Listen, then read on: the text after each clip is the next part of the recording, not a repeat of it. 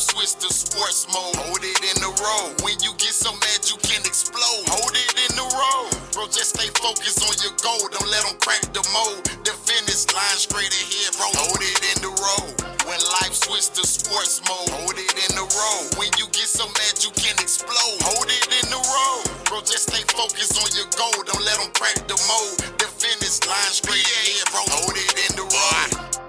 What's up, everybody? Welcome back to Holding the Road. Mr. Great Fox and Big Bad Harold. Today, we have the pleasure of sitting down with award-winning graphic designer, KG. KG, what's happening, good brother? Hey, not much, man, not much. Chilling. Check it out, man. Hey, look here. Before we get the party started, we like to ask all our guests, top 5 MCs all time, bro. Top 5 MCs? Top 5. Man, y'all gonna hate me.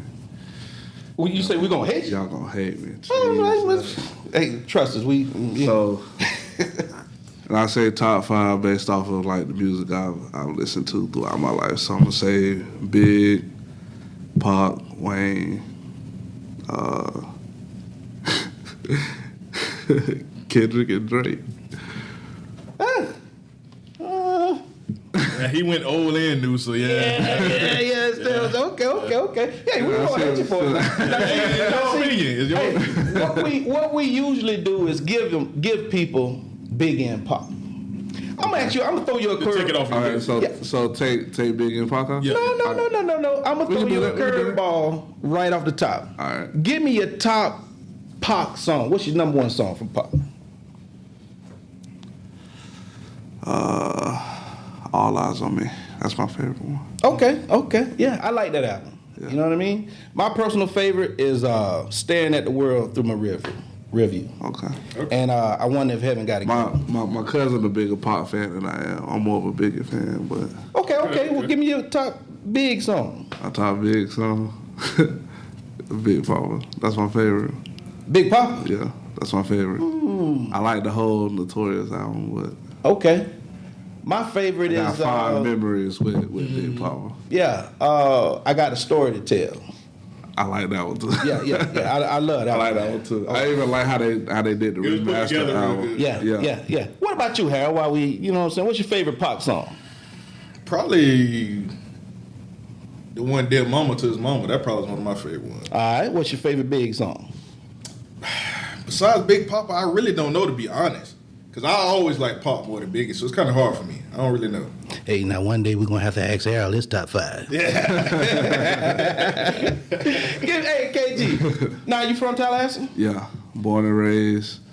Okay. Yeah. What school you went to? Sure, I went to Oak Ridge for kindergarten. Okay. No, I went to Oak Ridge for pre-K. Went to Woodville for the rest of elementary. Oh, you down there in the country. Yeah. Went to Nels Middle School. I got my name up there on the little placard in the gym. We won the championship. Oh, you were there when they won? Okay. Yeah. Well, you know, won it in what? Basketball. Really? Yeah. What position you played? I played power forward. Oh, okay. I was tall in middle school. Okay. Then got to high school. I played at Rick. Played football, basketball, track, soccer, weightlifting, did all that. So. Oh yeah, Raiders. Yeah. Okay. Class of what? 08. Class of 08. That's 08. What's up. Now, from there you went to Purdue University. Really? Yeah. Okay. Yeah. Went down on a football scholarship. Played my first year as a special teamer. A little bit of corner. I played cornerback. I don't know. I don't look like it. But yeah, I played corner in college. I was ranked like 33rd in the nation. Oh, that's good. Hey. Like top 10 in the state. Yeah. So played there. Played against like Oregon, Ohio State, Notre Dame, Michigan. Yeah. Plays Central Michigan when they had AB. Yeah. Yeah. You talking about Psycho Man. Yeah. Okay. That's my boy too. That's my boy too. He one of my favorite players of all time. It's crazy. Right. Yeah, he was fine. Yeah. Right. So what? I mean, what happened with that experience, man? You got hurt? No, it was a pretty good. It was a different experience. just for a whole lot of reasons. But when I was up there, I realized that, or not at that time. This is like later after that, I realized I had sleep apnea. So in the moment of being in college, I would like come back to my dorm, try and get some rest. I ended up sleeping through my classes. So they thought I was just skipping classes and fucking off or whatever, but I was asleep. I was knocked out. Yeah. So I went to the media team about it, the med team about it, and they didn't really do much. They didn't look too further into it. They just felt like I was skipping. So ended up losing the scholarship. Damn. And you come back to the crib? Yeah, well, I went to North Carolina A&T first. HBCU? Yeah, HBCU. Played there. Didn't really like the experience there. What was that? It just... Did it feel the same? Culture shock, going from D1 to D1 AA. Didn't really... Couldn't wrap your mind around the amenities wasn't near the same. Right. The experience, like the mindset the players had, wasn't the same. Culture wasn't the same. Now that should have been definitely a big deal. Okay. Yeah. Okay. So it was different. Like I had a good defensive back coach at A&T, but I just overall the experience as a player wasn't really good. So you kind of like I just kind of fell out of love with it. So. Ended up coming back home and teaching myself graphic design. That's what's up. Let's go back to A&T. Yeah. Now the mindset. You just didn't see the same passion from D1 to the HBCU, because that's kind of like a big conversation right now. You see it, but it's different. Like it's in different areas. Like I tell people, like. HBCUs had the athletes to compete, but like Dion said, the trench players aren't really there. Yeah. So, and then on top of that, in my opinion, I feel like whereas college coaches, D1 coaches teach you techniques and skills not only to win in the conference, they teach you skills that'll help you on the next level. That's not there at the HBCUs. I feel like. You think it's because the quality of coaches? Because I know the quality is different. Yeah. Well, that could play a part in it. I think when you get something like tape fam, so how they just had Willie. He's somebody that played D1, so he understands what it takes to get to the next level, and then having that coach at HBCU and get them that insight into how to get to the next level and what it takes. You saw more FAMU players get drafted or get chances to be in the NFL. That's my opinion. So you didn't see a lot of that, or I didn't see a lot of that at A&T. Like when I was there, only one player went to the league, and he went on the practice team, and he made the team. So, and no hate to him because he was a good player. I don't want nobody to see this and be like, he hate. But you showing different. Yeah. So I feel like if he had my wide receiver coach at Purdue wasn't awesome. I mean, he was good enough to coach D1, but he wasn't he wasn't sending receivers to the league. True. He had one good receiver, I think, that could have went, but for some reason he didn't go. I feel like if he had his coaching, he probably would have went because he had all the intangibles. He wasn't a super fast guy, but he can catch the ball, made tough catches, good route runner. Okay. Like, I think it's just little things that would have helped him get to the next level if he would have had that coaching. Right person around him, yeah. That was kind of a problem in Tallahassee for a while as far as high school-wise. A lot of people weren't putting out your tape and certain stuff like that, reaching out to recruits. That was a bad taste in a lot of athletes' mouth in Tallahassee, man. And that, it just, I guess it branched on to college. I never really got into it, but when I played at Rick, I think it was some players, some teammates that had the same sentiment. Yeah, okay. I know some of them people. Yeah, I know. With Blake, yeah. So yeah. I thought that once you get a scholarship, it's for the whole ride, but it's not like that. It's not like that. That's what people think. Yeah, it's not like that. Checks and balances. The whole Yeah. time. So it's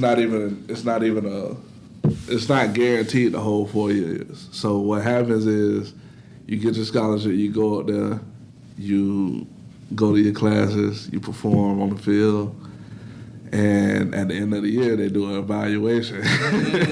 So they can be like, we don't think it's gonna work out, we're gonna cut this and we're gonna help you go somewhere else, or they're gonna keep you on and then you just end up getting buried. Figure it out, yeah. Most times people can just get buried on the depth chart. So, yeah. But you still get to go to a, yeah, you're still on scholarship and all that stuff. You just, they feel like once they see your potential and they bring in, it's like they see your potential and then they base it, bringing on new players and where you stack up against the new players they're bringing in. Okay. So if they start building their team with the players that they want to build and you're just not competing on their level, you get buried on the depth chart. Yeah. Or you play special teams. But right. That's pretty much. How many years was you up there in Purdue? I was up there one. So like, I went out there with the mindset. I was already pretty fast. Like, I ran like a 20. What was it? 22-1 in the 200. I was a pretty fast guy, so my thing was to just get stronger. So I went out there 175. By the time the season started, I was 200. So you was up there eating good. Hitting them weight. Eating, working out. Like breakfast and dinner was mandatory. Right. So you missed breakfast and dinner, they made you run that practice. Yeah. So went up there, we did camp. And I was, honestly, and coming out of high school, I was in such good shape. You know, they do the condition test. You had to do like a 600-yard shuttle or something like that. Okay. So, and we had to make it under a certain time. So I ran my first one so good, I ain't really have to try my second one. And from there, you know, we did the whole camp. Thing. I think one of our players got hurt that was second string, so they brought me up, and I practiced first play, got a pick, and then it was on from there. Yeah. So I want to say by like the second or third week, like, man, I was doing everything I needed to do. I was getting off blocks, covering right, learning the defense and all that, and then we had our first scrimmage. They threw a screen play to a receiver, get off the block, made the tackle, everybody hype. Yeah. Come back, cover two, they run our slot. This is when I realized the players are bigger than they were. Okay. Yeah. This is what I realized. So cover two, I'm playing corner. They run the slot on the out. You know, you got to sit there, and this the knockout the corners be waiting for. Yeah, right. Perfect shot. Yeah. And they threw it. I drove down, went for the big hit, and both of us bounced off. But he a receiver now. Yeah. So, man, I get up, lightheaded, everything bright. Yeah. You done right on the cage. I get to the sideline. I'm trying to stand up, and man, I was like, nah, I can't do it. Yeah. I got my first concussion. So, oh man, yeah. Had to sit out for like a week, and ended up from definite playing time at second string to fighting for a spot again. To special teams. Yeah. So I mean, at least I made the traveling team, so that was good. So, you was at all the games, and people don't understand that too. So me either. I never even heard that. It's a college football team that have up to like 120 players, right? But on away games, only 60 of them players can go. Home games, it's only 70 something can go. So your goal is to at least dress and be on the And be in the game, yeah. Right. Opportunity. So, Right. yeah, because anybody could go down and you they in. got to see you in there. Yeah. I didn't know that. Never knew that. As much as I like college sports, as much as I like football and sports, you know what I mean? I never knew that. Yeah. It's something like the NFL, how you got practice teams and all that. Yeah. Now, you got the NIL deals, and now they about to come up with a situation where every player gets paid. How you feel about that? About time. Oh yeah, I agree with that 100%, man. When I played up there at Purdue, I had. Luckily, my parents was blessed enough to send what they could, and like me and my roommate, he had some pretty well off parents. Okay. Mine was all right. They wasn't like his. Mine was all right. Yeah. So like, we get there. I think his parents bought us a fridge, so we had a fridge. My parents helped stock it up. Okay. And then from there, like each month, my parents would send like this big ass box, probably about that big, Full of stuff. full of snacks. Yeah. Just like pretzels, Viennas, chips, like all that stuff just in there. And then I had a teammate who was from Georgia who parents couldn't really send nothing like that. So he's just up there, and like what happens was you got mandatory breakfast, you might be able to get lunch. And that's like if you got the time to get lunch. And we had mandatory dinner, and breakfast, dinner, you can eat as much as you want, but it's over at like 8 o'clock. We've been running, practicing, lifting weights all day, all week, and on top of going to class and all that stuff. So we burn that shit like right off.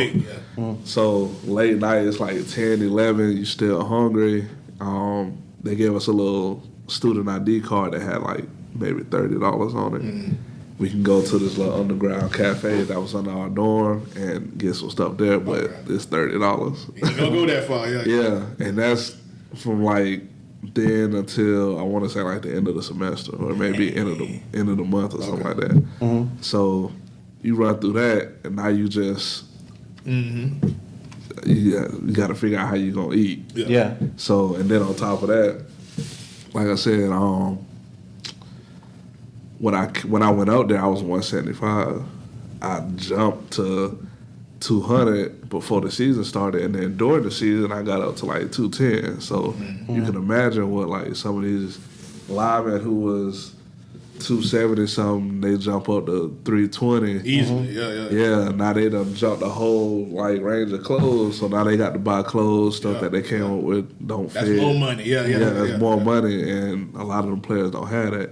And then if you think about, I forget the point guard from UConn that got drafted. I think it was like Napier or something like that. Oh, okay. And they was talking about during the championship how he was sleeping in his car. Like it's players that they have got to do that. Yeah, they got to grind. You know, you get the Pell Grant. The Pell Grant don't pay you enough for rent for the whole semester, and you.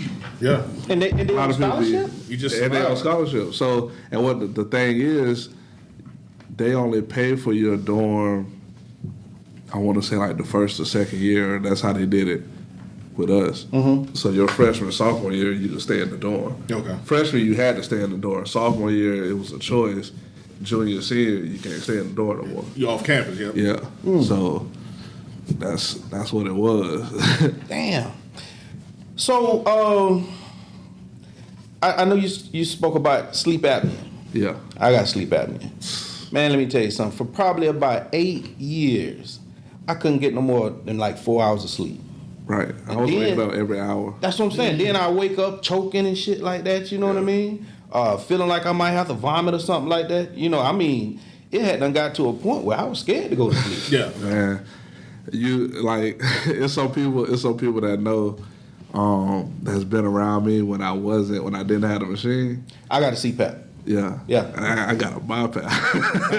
Okay. You got what now? A BiPAP. So they say it's stronger than the CPAP. Wow. Because mine's the report said I was in like the top 1% of people that had like bad cases of sleep apnea. Okay. Like I had 106 events, and they say 60 is like Yeah. Just terrible. Yeah, when they monitor you while you were asleep, you had a They said 60 is bad. I had 106. Yeah. So, like it's artists that I work with, like that I'm friends with. I've been to studio sessions with them and crashed like right at the studio. Yeah. Like all of y'all know Quincy Harris. He a producer here in town. Okay. Somebody mentioned. I think Dale's mentioned. Man, he took a video of me on Snapchat. Like I'm passed out. Saw long. In the studio. So, like, I don't think people realized how bad it was. They thought I just had the drops. Tired or lazy. You know what I'm saying? Yeah, man. I had my wife, her friend. This is before we got married. Her friend had wrote her a long message talking about how she just thought I was lazy and I didn't work or none of that because she would come over and I would be asleep. Yeah. And she was just like, I don't like that. I think he. Is her friend? Yeah. Man, shit. How in the hell you gonna come to mine? Talking shit. And it was like, and we had to she had to tell her, like, you know, he work overnight, he do all this stuff. Yeah. Like, he gonna pass out. He gonna be tired. Oh yeah. So, man, she ain't spoke to her, so it's a good. That's a good thing. Yeah. You know, that's a friend you need to stay away from. You know what I mean? Crazy. Yeah, man. Man, let me tell you something. I used to snore. Man, I'm trying to tell you. I used to snore so bad, I couldn't sleep with my old lady at the time. I had to sleep downstairs so she could get some sleep. Yeah. You get what I'm saying? Mine had to go to sleep before me. Yeah. Yeah, man, I sleep, wake up with a headache, you know, for the little time I could sleep. But That was man. the worst. Headaches, Headaches. Mm-hmm. Yeah. Waking up every hour, I got to use the bathroom. Yeah. Like, it's, man, yeah. Got that machine, I've been good ever since. Me too. Me too. Changed my life, man. I don't sleep without it. I can't sleep without it. Yeah, when the storm just came through here. I got that. Well, I went to the Sheraton. Yeah, okay. Yeah, I had to go to a hotel. I couldn't sleep, man. Yeah. I told You you. told me about it. Yeah. I couldn't sleep, man. Head hurt, hot, Yeah. can't breathe. Worse is the headaches, man. The headaches is, Absolutely. Because they keep cutting your air off when you go to sleep. So Like I say, man, I just pop up. You know what I mean? Because for one, I done stopped breathing. I feel like I'm choking. So I got to get up, man. Yeah, got to. Anybody out there listening, man, let me tell you something. Sleep apnea ain't no joke. I suggest that you go get, checked and let them run that test on you and do that study and do whatever you got to do. I'm an advocate for it. Yes, sir. If Man, you waking up every hour, you wake up with the bad headaches, go get a sleep test. Yeah. Now, let's come on back to Tallahassee, man. You know what I mean? You Purdue, A&T, now you're back in Tallahassee. Yeah. You know what I mean? And you didn't go to TCC. Nah. I went to Lively. You went to Lively, okay, vocational school. Yeah. But I went 5 years after I had been home in Tallahassee. Okay. So, got home, immediately went to work. Me and my girl moved in. And just, I don't know, just feeling the need to be artistic or still wanting to go to school. And I was like, man, how I'm gonna do, how I'm gonna do this. I wasn't making enough to go back to school. So I was like, you know what, I got this laptop. I'm gonna pull it out, I'm gonna start working. I'm gonna start figuring out how to do this. So did that.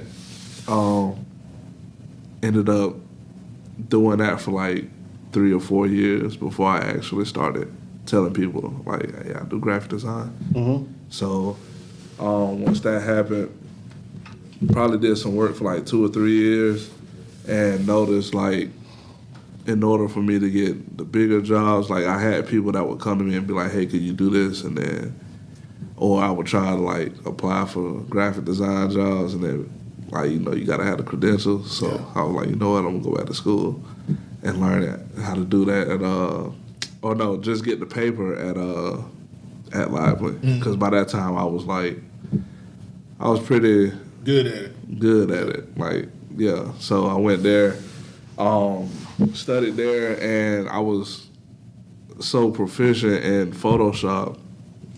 The lady didn't have me go through the coursework for Photoshop. She just had me take the certification test, and I passed the certification test. Mm-hmm. So, and that's all just self-taught knowledge. Mm-hmm. And we went from there. So, got my certifications and a bunch of that stuff. Ended up getting the digital design, I don't know what they call it, the diploma. Yeah, I think that's what they call it, yeah. Mm-hmm. So, and from there, just kept networking and meeting different people. Career kept elevating, or freelance career kept elevating. Mm-hmm. Yeah. Where did that passion come from? Where did the graphic design passion come from?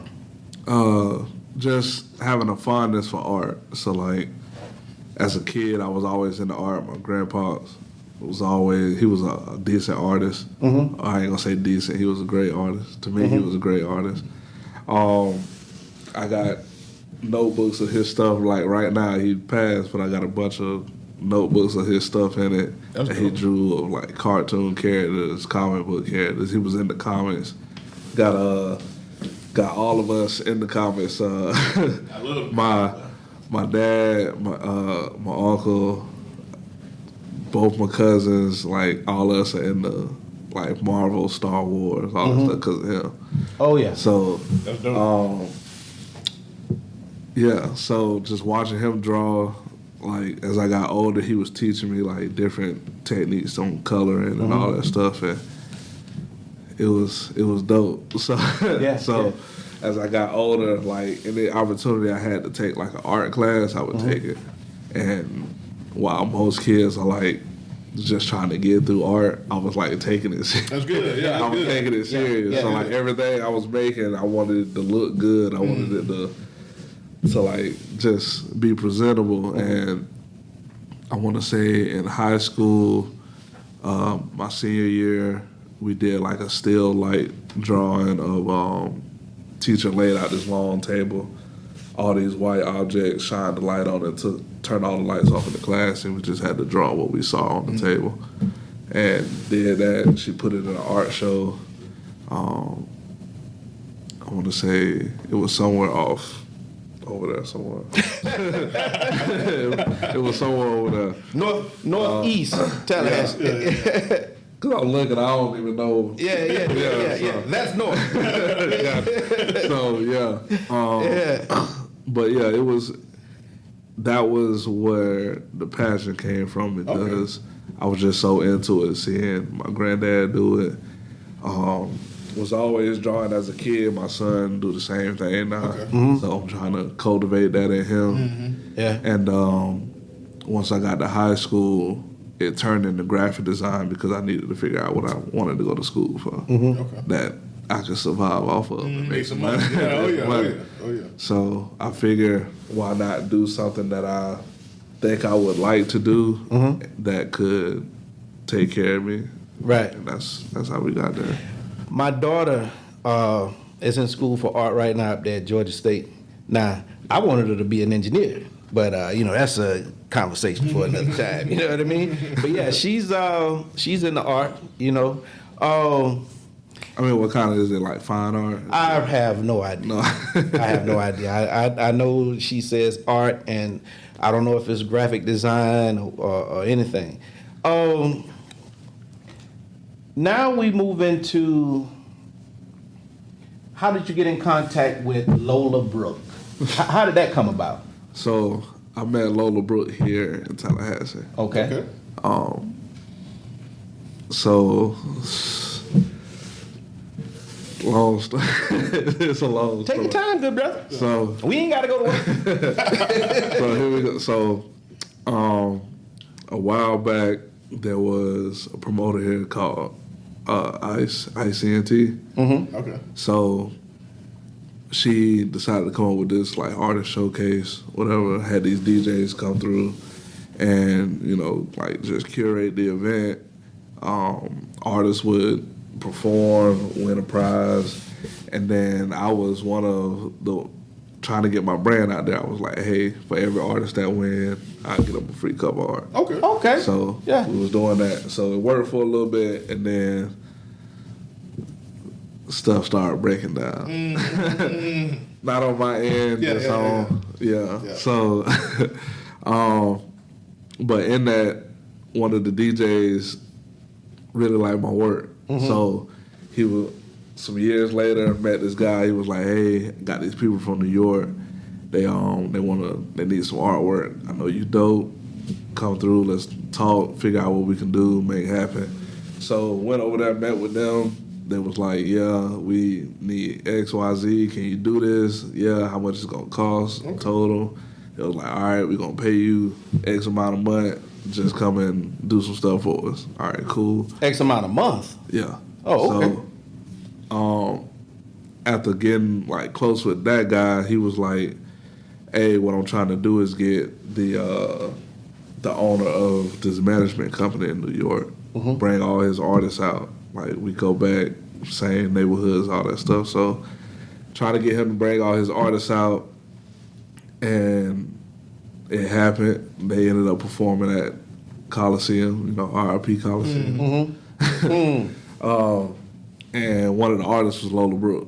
Okay. So, the way this whole thing went, which was crazy, it was the first time I ever worked like this, was it was probably 5 artists.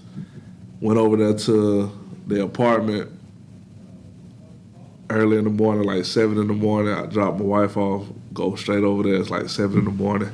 First person wake up, load a beat, they jump on the mic, do a song, export it, they send it to me, I'm listening to it, I'm making the cover.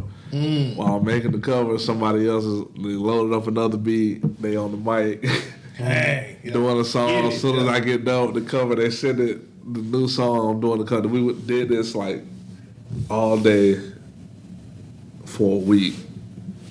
And I had like 40, 50 covers made. Whew, he was on it. But I liked it because it like pushed my creativity like real quick, and then it just took me to a place creatively that I hadn't tapped in. You had a speed run almost, so that's You have to be professional to do. I had a certain style, but doing that kind of opened me up to another style. Took you outside your box, your comfort zone. Yeah. So did that, and they ended up heading back, and then 2 of the artists stayed in contact with me. Lola was one.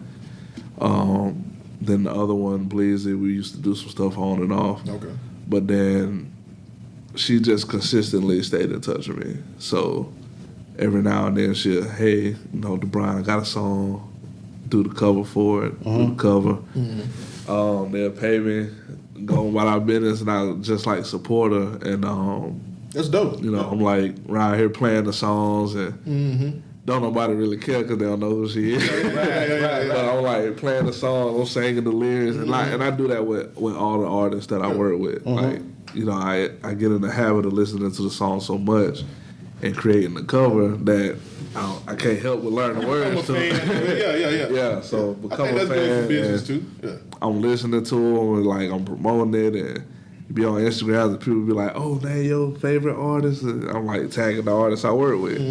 That type of thing. So I think that's, if you're an artist watching this, that's a good thing about working with me. I'm going to support you. Whether people say your music trash or not, I'm going to support you. Yeah, you're going to support. I.e., we're going to come back to that. But yeah, so that's what happened. And then I want to say like 2019, she hit me about this song. So sent me the song, and like I always liked her music. She was one of the few female artists that I worked with whose music I really liked because it just sounded, it was different. And now I feel like I've gotten to a point where you can tell like when somebody is making music and it's a gimmick. You can tell when somebody need to keep working on their craft, and you can tell when somebody kind of got it. Without a doubt. Yeah. Without a doubt. And you just kind of waiting on when other people gonna catch on. And realize. Yeah. And that's all they really need. And I work with a few artists that's like that. And so she was definitely one. She sent me that, did the cover for it. Definitely supported it. and you know, on to the next song. So I think we did a couple more songs after that, and then so I want to say 2021 came, and you know, I'm watching her page, followers growing. She going to different clubs performing, and engagement numbers increasing. I'm like, okay, this is dope. So then she started posting, I think on TikTok, and I wasn't even on TikTok at the time. She started posting TikToks of people like doing stuff to the song. So I think the first person was Cardi. And Cardi just got a knack for supporting female artists that she liked. So that was dope. Then after that, I think it was another artist, I forgot who. Then it was an actress. Then it was like Saucy Santana. Then it was a few other people. And then I started seeing other people, like other just regular people doing stuff to the song. So I was like, okay, the song done went viral. That's dope. Then I get on Instagram one day and Northwest and Kim Kardashian did something to it. I was like, oh, she went wide. I was like, it's over now. She about to get signed soon or something like that. So song ended up getting on the charts. She did the remix with it with Lotto and Young Miami. And song continued to chart, and then I want to say last summer is when it went gold. That's dope. Yeah, that's dope. So that was dope. And then just this past April, it went platinum. Wow. Yeah. That's what's up. So that's what's up. Yeah, that's exactly what's up. You don't work with a platinum artist. That's dope, man. And you heard this cut before. Yeah. Before the world. Yeah. And it's been dope to like hear stuff like just to be part of that, because the next one was WTF by Hot Boy. I don't know if y'all know who Hot Boy is, but I done heard somebody mention him. I don't know him, but I heard somebody mention him. Artist from, I think, Orlando, Tampa, somewhere around there. He dropped a song sometime, I want to say last year or the year before he got locked up, and it went viral. Like, he had the NFL players coming out the tunnel to it. What's the name of the cut? WTF. Okay. Yeah. So it is a dope song, like, but I heard that song like a month before it came out, and then when it came out, just to see what it did, is crazy. Cause, like I said, you had like Debo Samuel was I was finna say in the tunnel, that one, yeah. They was in their playoff round. And it was just dope to see. You had the boom box, that's right. Yeah. And then we get to Sexy Red. Like, I heard Pound Town like early, a month or two before that song actually came out. You done some work on that one? Yeah, I did the cover for Pound Town. Yeah. You did the cover for Pound Town? Yeah. Man, I did not know that. My partner Wiz be in Tallahassee a lot, in and out of Florida. Oh yeah, Wiz having So I do a lot of stuff for Wiz too. Okay, that's what's up. Damn, that's exactly what's up, man. Oh, damn, bro, I don't even know where to go after that, man. You know what I mean? But that's what we get back to. People thinking your music trash, and I'll be supporting. Hey, you stand in the trenches for it. You one of them trench players for it. My wife will tell you now, every time somebody bring up Sexy Red, she'll be like, hey, chill, because my husband. Oh, yeah. I be in the comments she fighting. Taking a lot of heat right now. I be in the comments fighting tooth and nail. Don't do it like that. She cool. She cool people, man. I would believe, you know what I mean, that, you know, to talk to her, she is a cool person, you know what I mean? But yeah, we ain't gonna get it. No. We left turn. I mean, I get it. It's a thin line between being who you are and promoting something that's unhealthy for the community. Right. I try not to judge. I try to let people hopefully come into their realization of maybe this ain't the route. But she got to pay her bills. It was something we talked about off camera as far as the parents shouldn't let their kids listen to it. Yeah, and it's also a point where you shouldn't have to degrade yourself. That's true. Thank you, brother. See, because like I say, that's true. See, when you like the statement you just made, Harold, I got to pay my bills. See, that's what that guy that's shoving that damn gun in your face think too. He got to pay his bills. You get what I'm saying? Yeah. And I get all sides of it. I'm just at a point in my life where I'm like, you know, hopefully you got the people around you saying, hey, you don't have to do this much longer. You can push something a little more better for us as a culture, as a community. Or if I'm in your circle, I'll be the one, I'm going to bring it up a couple times. And then when I feel like that's not what you want to hear, I'm going to let it go. And hopefully later on you click and hear my voice back there like, you ain't got to do this. So That's a good segue into my next question. Because you work with kids. You know what I mean? You work with kids. Now, you Purdue, A&T, Lively. You working on your craft, but you also working at the school. Right. You know what I mean? Now, to go from I got NFL potential to now you working, you know what I mean, at an elementary school. How was that transition, brother? It wasn't bad. Yeah? It wasn't bad.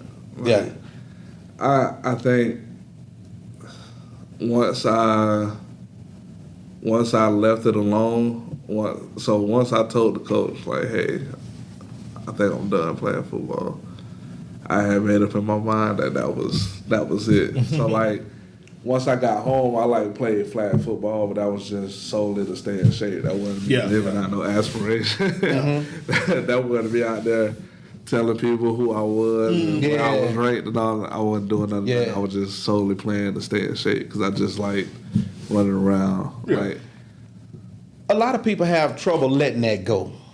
You know what I mean? Especially when you have a certain type of status, people know your name, and you know what I mean? You come back and hey, look here, bro. You have to pay your bills and you got to get a job. You know what I mean? See, I think one of the things with that is I could probably attribute my dad for that. It's just having the awareness of what's going on around me. Because when you do that, you can see. Like for me, it was seeing how regular people turn on athletes. Yeah. Like we was talking about earlier, how that they praise you one day, then take the pedestal up from up under you the next day. Yeah. Or how dangerous the game could get. Like, I was fortunate to to lead the game with no serious injuries. But I got a little brother who snapped his leg in half in high school. Dang.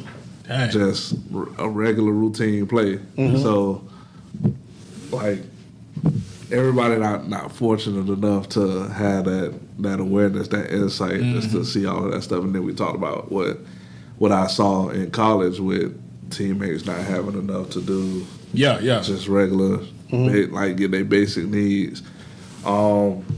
Seeing how being in college football, you seeing how much of a business football gets. True. I had someone tell me the higher you get up in football, the more it becomes about business and the less it becomes about football.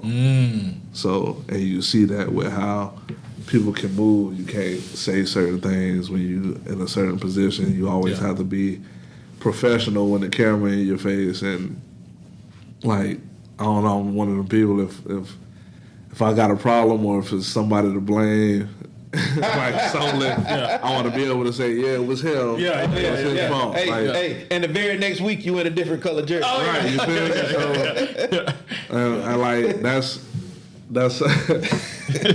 talking about AB. That's one of my things with AB. Like, being a fan of his, I understand he is very emotionally unintelligent. But to say he don't have the right to be angry with some of the stuff that was going on, he was in his right. Because what's crazy is I'm also a Pittsburgh Steelers fan. So when people be like, "Oh, he just going crazy," it's like, nah. If you a fan and you're not an unbiased fan, you will see what was going on. He was dealing with a lot. You will see the way that they was treating Ben against everybody else. You would see, how they was just doing certain stuff. Yeah. Why they didn't pay Le'Veon, I don't know. Yeah. We've been catching heat for it. Crashing the dynasty. Man. So it was like crazy. So just being able to have that awareness and see that, like, that helped me make up my mind. Like, and my biggest thing is that, like, my whole career I've been on teams where I got punished for the collective, and not playing for a while made me realize I don't like being punished for the collective. I hate that, man. Like, we got the run because you ain't do something. We got the up down because you ain't do something. Yeah. I was perfect story was at A&T. That's another reason why I ain't like A&T. So, obviously you ain't supposed to be smoking. Yeah. So, the dorm we stayed in, the entire first floor, well, not the entire first floor. So, like, if you go down this hallway, the whole left side of the hallway had notices on their door for smoking weed. So you could smell it in the dorm. Got so bad that they had to bring dogs in to find it, to search the dorm. Damn. Got bad after that. It's like they were still doing it. They was like, these football players. Dang. So they open the window, try and blow out the. They don't care. Don't care. So then after that, they put the whole dorm on curfew. Mind you, we share this dorm. Yeah. So you were part of it with regular students. Yeah. We share this dorm with regular students, so now we don't put them on curfew. And they hate y'all. Now they hate you. Right. Yeah. Then it make it back to the coach. Instead of him trying to figure it out, like who doing what. Whoever in that dorm in trouble. Man, if y'all gonna do this, man, at least drink your water and get it out your system. I'm like, yo. What are we doing? That was. Do you think that the HBCU program will ever make it back to the status that they was? Because, HBCUs used to be where it was at. If you talk to the elders, you know what I mean, before they integrated HBCUs had a lot of players getting drafted and going, like, most of the I ain't gonna say most of them, but a lot of real good good Hall of Famers. Like the best receiver of all time went to HBCU. Tied in too. You think that it'll make it back to that level? Yeah, where you got some of the top recruits. I think it's on that trend now. Yeah. It's on that trend. It's on the especially when you open it up, when they open it up to the whole college landscape of how it works. Like, just being able to switch schools and not miss out on playing time. Yeah, that's dope. That's dope. The NIL thing is huge. If you're a big recruit and you get NILs anyway, it don't matter what school you go. It doesn't matter. It doesn't matter. So, and then with the help of Coach Prime, I don't care what nobody say. He really helped. He highlighted it. Absolutely. Yeah, he highlighted it. Absolutely. He did. Yeah. It's a lot of people that don't understand, like. But anyway,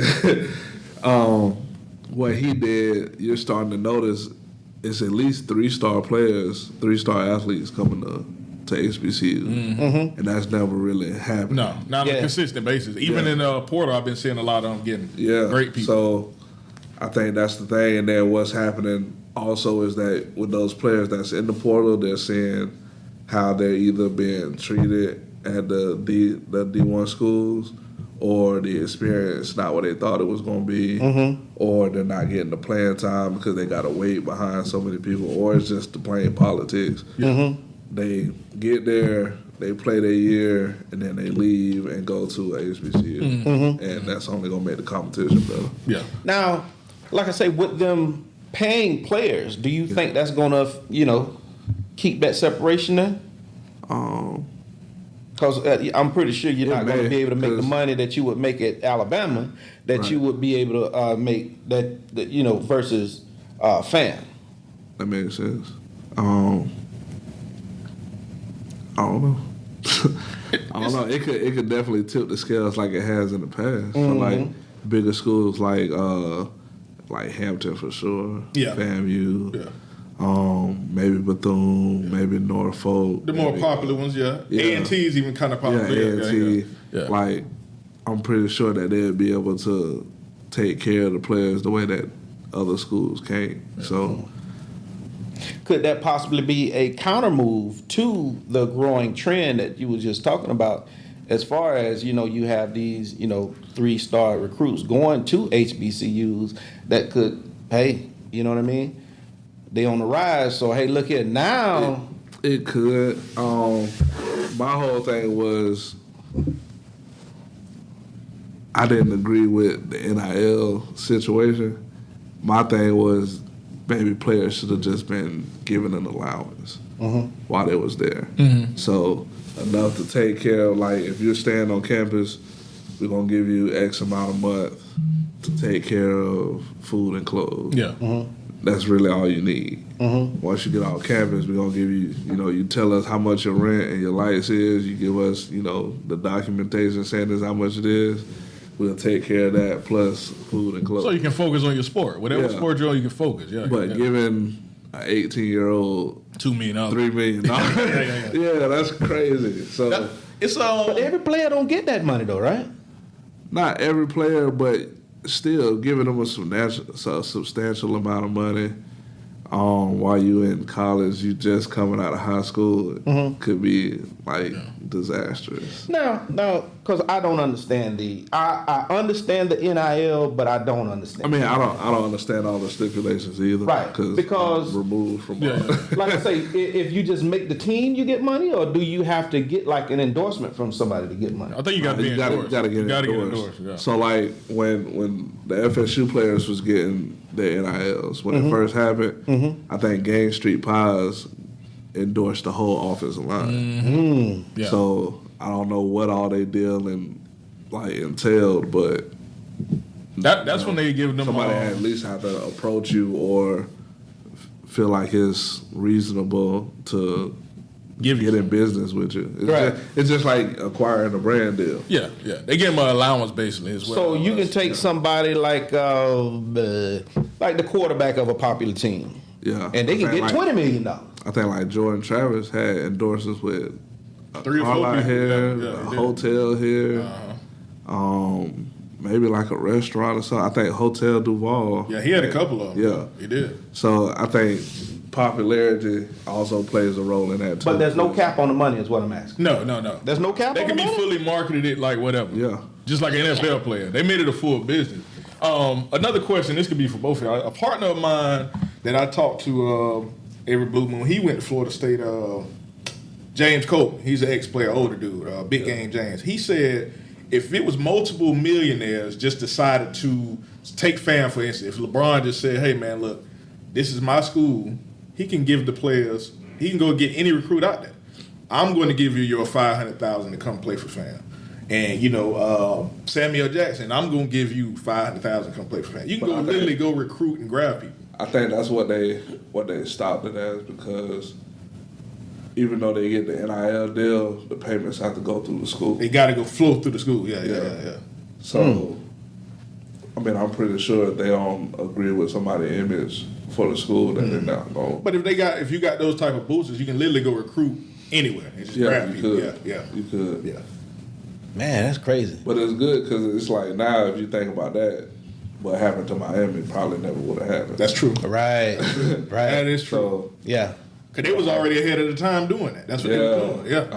They were way ahead of the time. Yeah, I'm talking. They were cashing out on.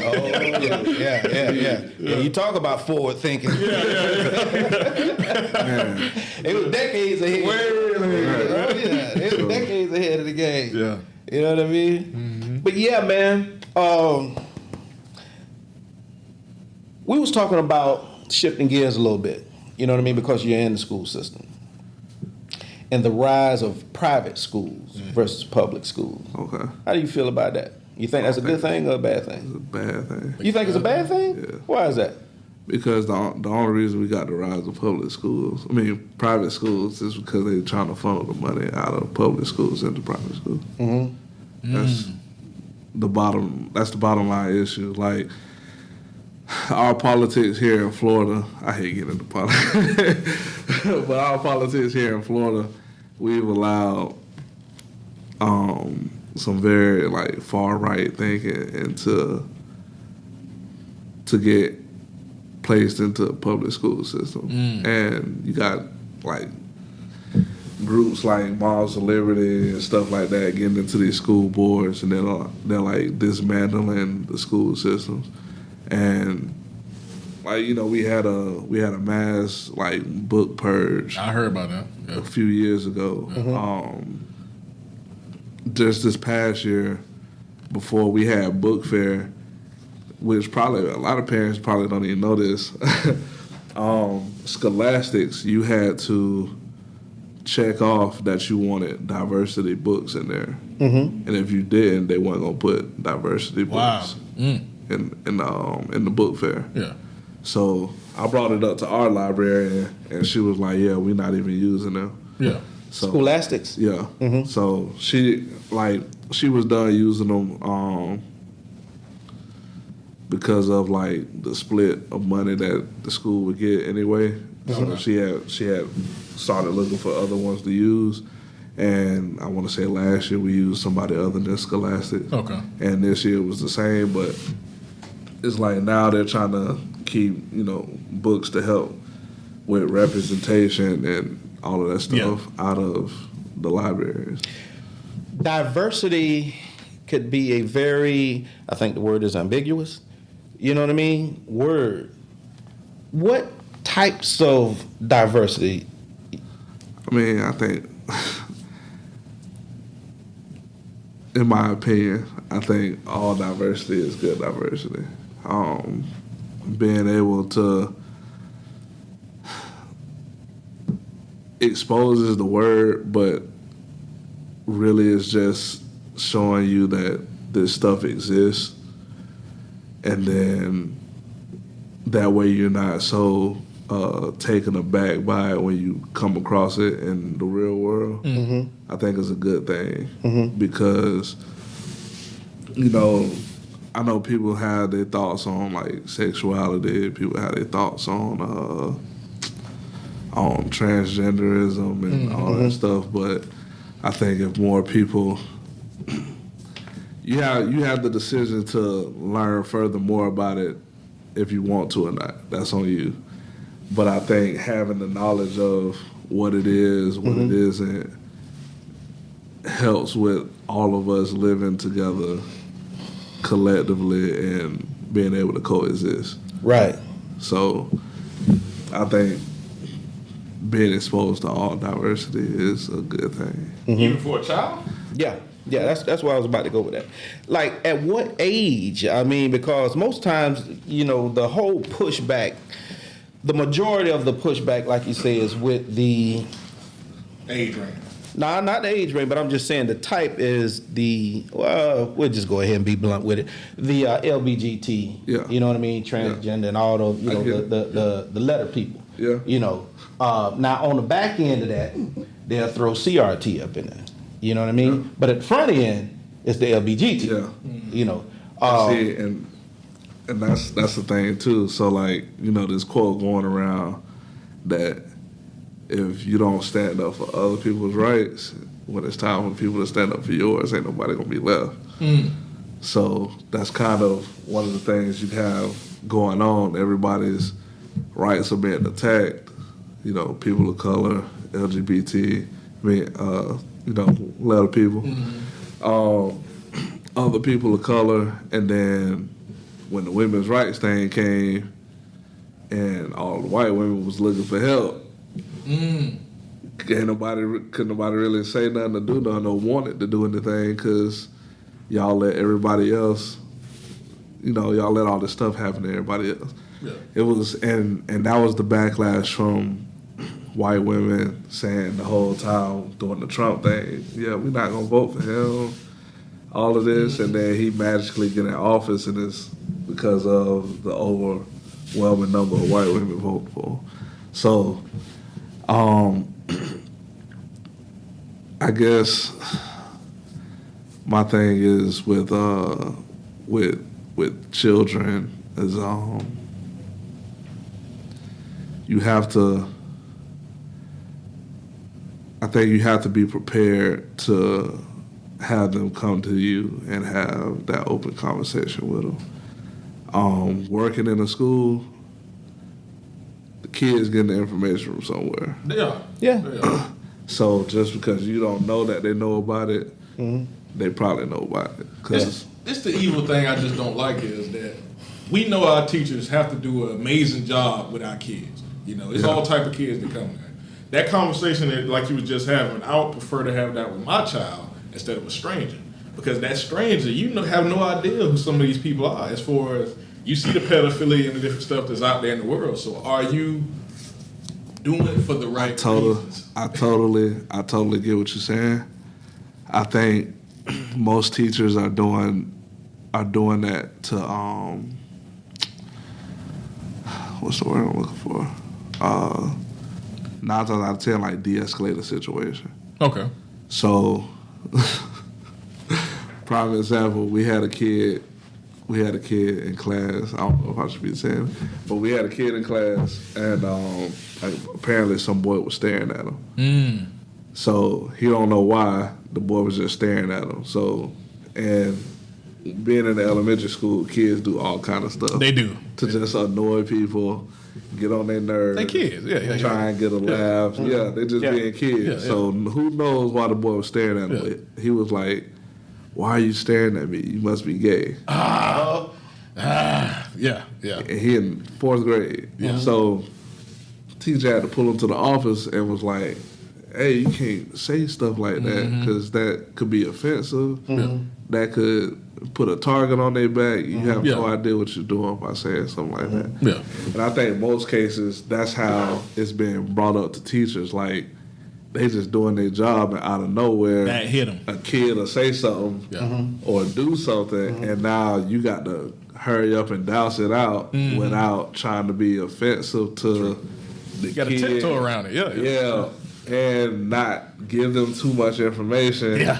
And make sure what you're telling them, they don't take back. It's a lot. It's a lot. So it's a lot.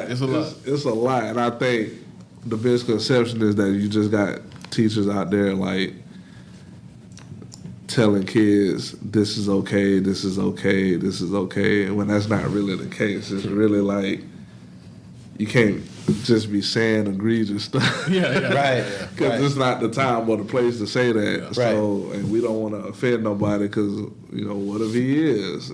We don't know. He's just a kid. We don't even know if he even thinking like that anyway. Of course. And that's one of the things my dad is like kind of put in my head with raising my son is that is just be open to what he may come to you with, and then give him enough information to not overload him. And from there, he'll make the decision. Because no matter what happened, I'm going to love him regardless. So that overload is a big thing. I think about it with my oldest girl. Because if they overload, like, what you notice with kids is when they get overloaded, then they spread that information with everybody. It'd be wildfire. True. So it's just... And they spread it wrong because they don't know what to talk about. They spread it so wrong. So that's one, like, I want to say me and my kid was driving to school and somebody said something about sex on the radio. So he was like, "Oh my God." And I was like, "Why are you, oh my God," and now he's in 2nd grade. So, and then I just asked him, I was like, "Do you know what that is?" And he was like, "Yeah." I was like, "Well, what is it? Explain it to me." And he was like, "Oh, it's when you kiss somebody." And I was like, that's not what it is. So let's not react to something if we don't really know what it is. And you can always ask me what it is and I can tell you. But other than that, let's not just bring unwanted attention to it, especially if you don't know what it is. So I think it's like a clear line between, teaching and informing, if that's the right words I'm using, and grooming. You get what I'm saying? Because a lot of this stuff, especially the way it's being taught, that's why, teachers are so important. Like if you just, hey, look here, you're teaching the kid not to be offensive, you know. You could say things that's offensive. Yeah. And, you know, you grooming a child to be more, you know, accepting of a lifestyle. Yeah. You get what I'm saying? I get what you're saying. So, one, I think a lot of people use the word grooming wrong. So, I agree with how you used it. So, but I think there is a clear line between teaching, informing, and grooming. And I think, at least in the instances that I've seen, people are just being informative. They're not necessarily saying you got to accept it. They're just saying, hey, don't do this because it could go the wrong way. Okay. Yeah. So, what other people do in their schools and all that stuff, I don't know. I'm pretty sure there's some people, the way they say stuff may seem like it's coming off as you got to accept these people. Dang, why I said I didn't think you was going to stop. I thought you were going to keep going. But, I think... Well, so... I think the way people say stuff may seem like you have to be accepting when really, or it may be, that may be their intentions, but I think just being informative and then letting people make the decision on their own is important. Right. Yeah. So, and that's with adults too, because Information is power. yeah. A lot of people come unglued with the LB, you know, the letter people thing. Yeah. A lot of people get upset, especially in our community, about the CRT issue. Yeah. My thoughts on the CRT issue is, just like we was talking about with the letter people, is I'm more concerned about who's teaching the CRT. You know what I mean? Now, like we was just speaking about the way Florida is set up. Yeah. You don't have a lot of black history teachers. Right. Because there's a lot of people that don't understand CRT. You get what I'm saying? Yeah. So now you're learning something from someone's perspective that They don't share with you. you get At what all. I'm saying? Yeah, at all, yeah. Yeah. But we go so hard to push this into somebody that, hey, look here, they don't care about any of our, you know, real heroes, you know what I mean? The ones that's, you know, is not as popular as your MLKs. I mean, they stay away from Malcolm X as much as they possibly can. Right. You know, they, you know, Harriet Tubman, you know what I'm saying, a woman, oh yeah, we'll give you that one. Yeah. But you know what I'm saying, but what about all the other, you know what I mean, unsung heroes that we had, you know what I mean, that they might not agree with. You get what I'm saying? Yeah. So like I was trying to tell you about Highway 98, 20, and 10, and what's in those areas out there. Yeah. Now, would you want them teaching your son about? Nah, not at all. That's why. You know what I'm saying? That's why at the same time, you know, me and my wife make sure we Teach at home. teach them. Yeah, teach them at home. At least at the very least, inform him of people that he may not know about, so that he has a sense of like, man, I could really do anything. Absolutely. True. Oh yeah. So, True. and that's what I want. Like, and this kind of made me proud because they had a Black History report to do in second grade, where they made this poster, drew a picture of who the person was, and they list some facts about it and presented to the class. So he came to me and he was like, Dad, a teacher wanted you to, she said you may know who this person is that I'm trying to do the report on. So he was trying to tell me the name, and I was like, I don't know who that is. Yeah. So I went to her, and she was like, yeah, he's trying to tell me about a guy, and I don't know who he is. And she was like, well, you know, tell us what he did. And he was like, well, he was the first black person to ride in the boat. I was like, Ride in a boat. ride in the boat. But he's second grade, so I was like, son. We don't know his name. Yeah, I don't know. I went and did some research, and the dude's name was William Taff. I think it's William Taffy or something like that. So he's the first black man to circumvent the world on a boat. Okay. He's the first man to travel around the entire world on a boat. Okay. That's dope.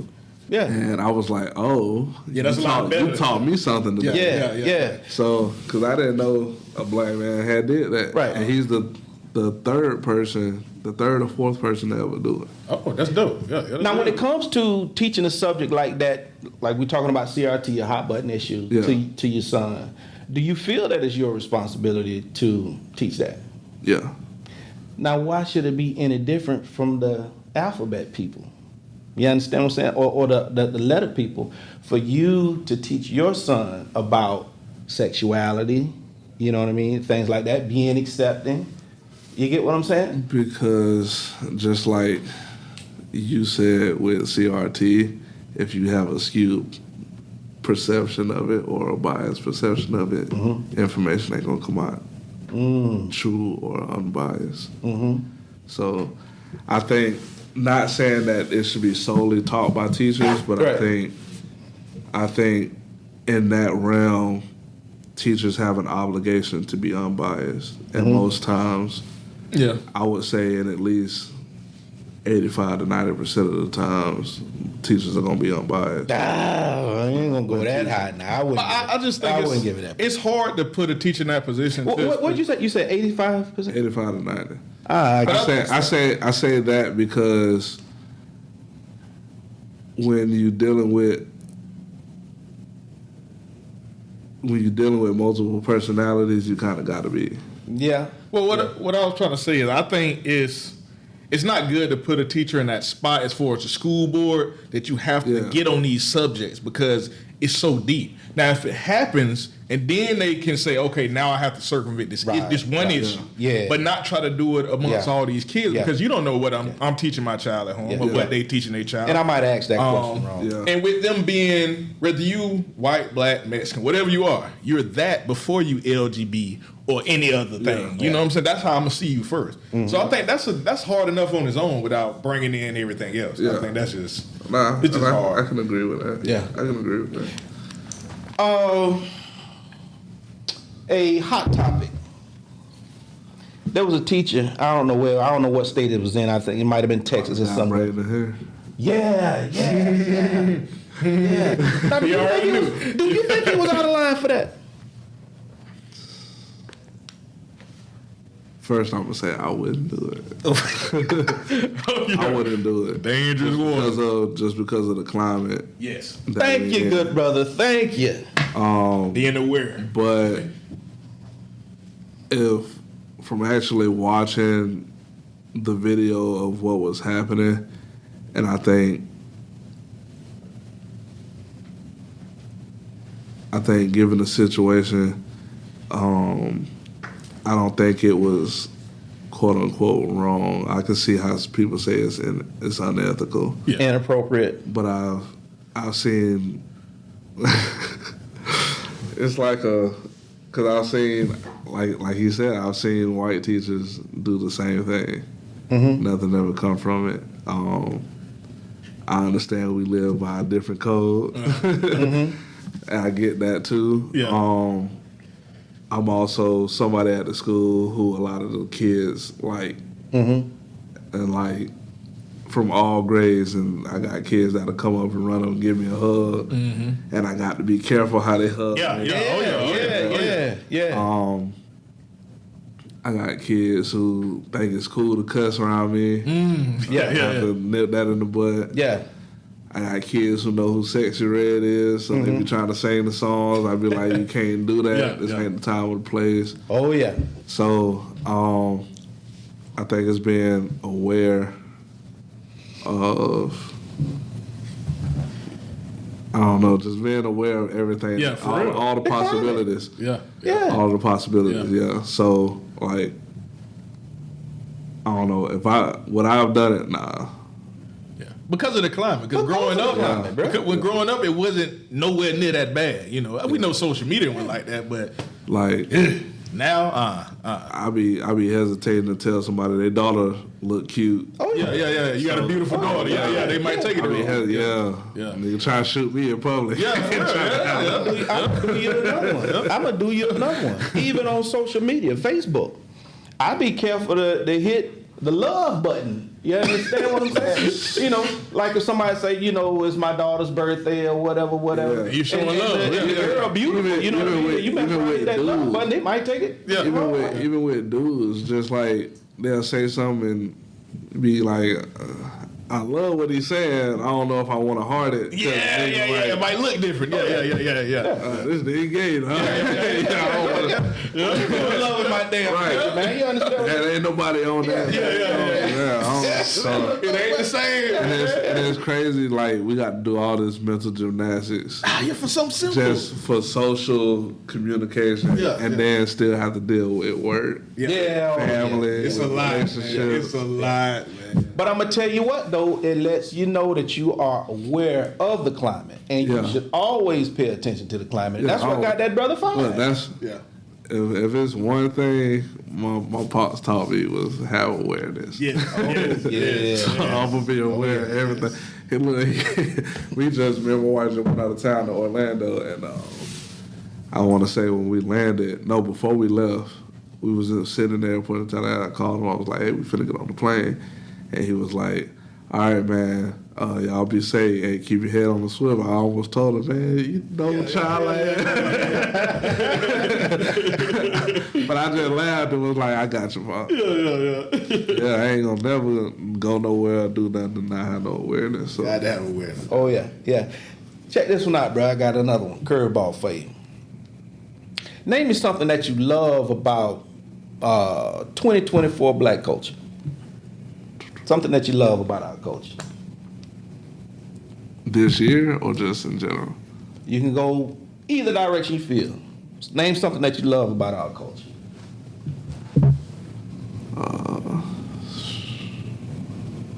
Damn, bruh. It's not that it's long, like it's hard. It's just, I'm trying to figure out how to word it. So, I guess you could say just our camaraderie. I think when we in spaces that we feel uncomfortable in, we show the most camaraderie. Okay.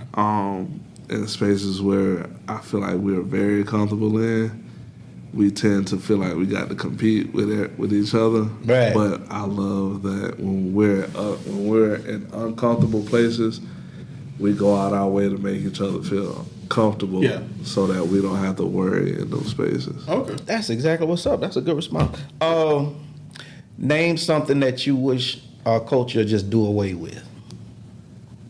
We could get past. I wish we could get past the gender war. The gender war? That was a real good one. Oh, man. That's a real good one. Let me tell you something on that. When we started this platform, we made it our business to stay away from the gender war. I think that is the most unproductive conversation. Yes. That is the most unproductive practice that we got going on. You understand what I'm saying? Other than violence and all the other stuff that we got going on. And it's extremes on both sides. Absolutely. I just feel like one thing you're not gonna get me to do is hate women. Exactly. Yeah. One thing you're not gonna get me to do is not give my brother the benefit of the doubt. That's where I'm at with that. Yeah. Let me tell you something about platforms and the gender war. Man, you get a ton of support. I'm talking everybody tuning in. Yeah. If we was talking about the gender war we were just up here, and no matter which side, we could be simps or we could be, extremists. We could be woman bashers. It don't matter. You lean this way, and boy, you a simp. You lean this way, boy, you a woman hater. You understand? So it don't matter which way you lean, you're gonna get a ton of support, especially if you're very articulate. You know what I mean? You sound good, you dress good, you look good. You know, man, they coming. Yeah. You get what I'm saying? I mean, your numbers will blow up. But if you try to have constructive conversation, man, you talking about a slow climb. Yeah. I'm talking about extremely slow climb. And this may sound crazy too, but like in my house, I try not to feed into the double standards. Mm-hmm. So in my house, double standards don't exist. Okay. So if I can do something, you can do something too. Mm-hmm. If she can do it, he can do it. So that's how it is in my house, because I don't want anybody leaning on that outside of the house. I don't want you feeling like, because you a woman, you got to have somebody open the door for you. You can't be seen pumping gas, because then that invite other stuff in. You go to the gas station and you pumping gas, and then you lean into, I ain't supposed to be pumping it. Anybody can come up and be like, hey, let me do that for you. Let me do that for you. All right, your dude ain't here pumping. All right, that's I don't want that to happen. And then vice versa. Like if I can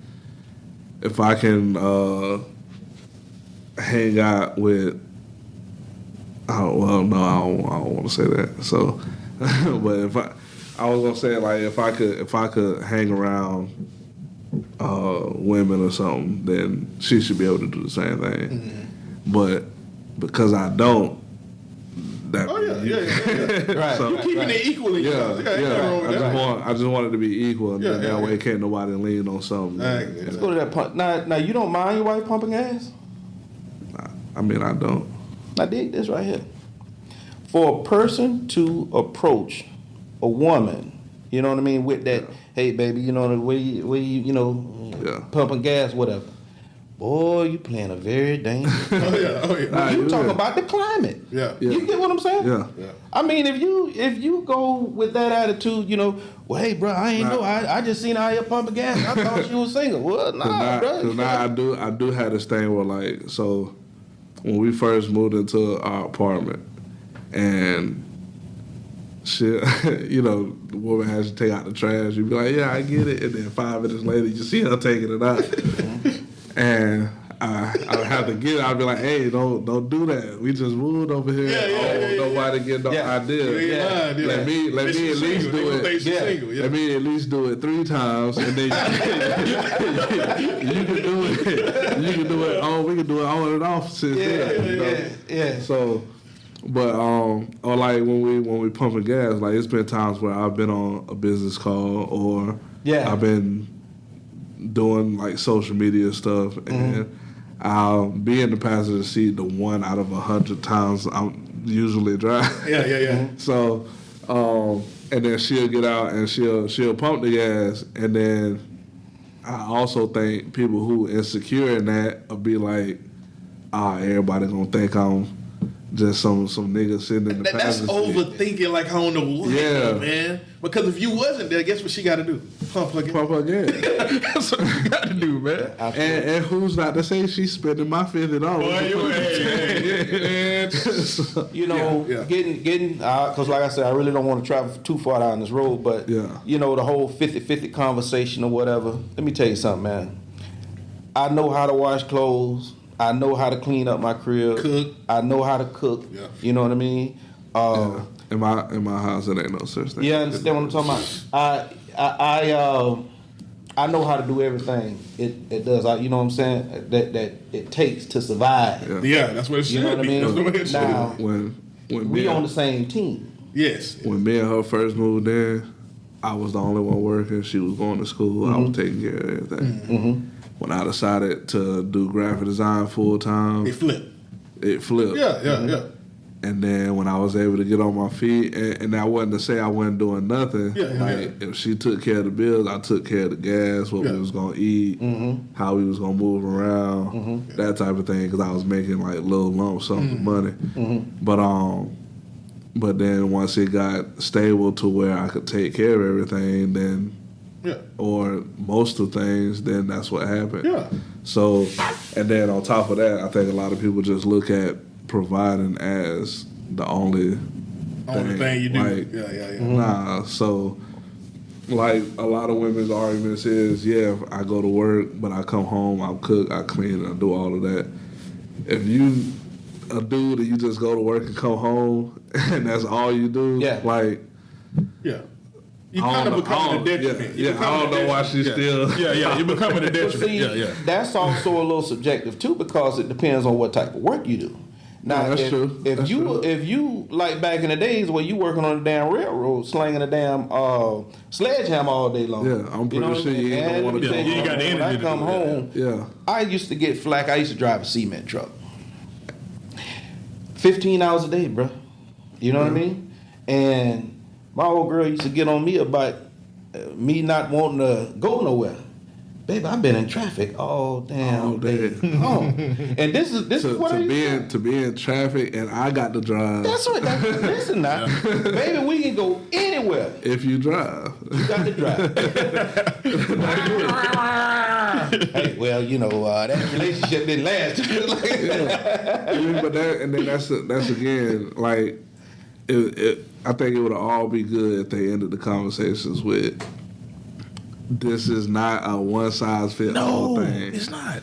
Bang. Because like you said, it just depends on what's going on. Like, like insight in our relationship, I may work on the clock 6 hours, but really I'm working until we go to sleep because I got another business to take. Yeah. Right. So as soon as I get home, I'm on the computer, I'm designing, I'm researching, I'm writing people, calling people, all that type of stuff.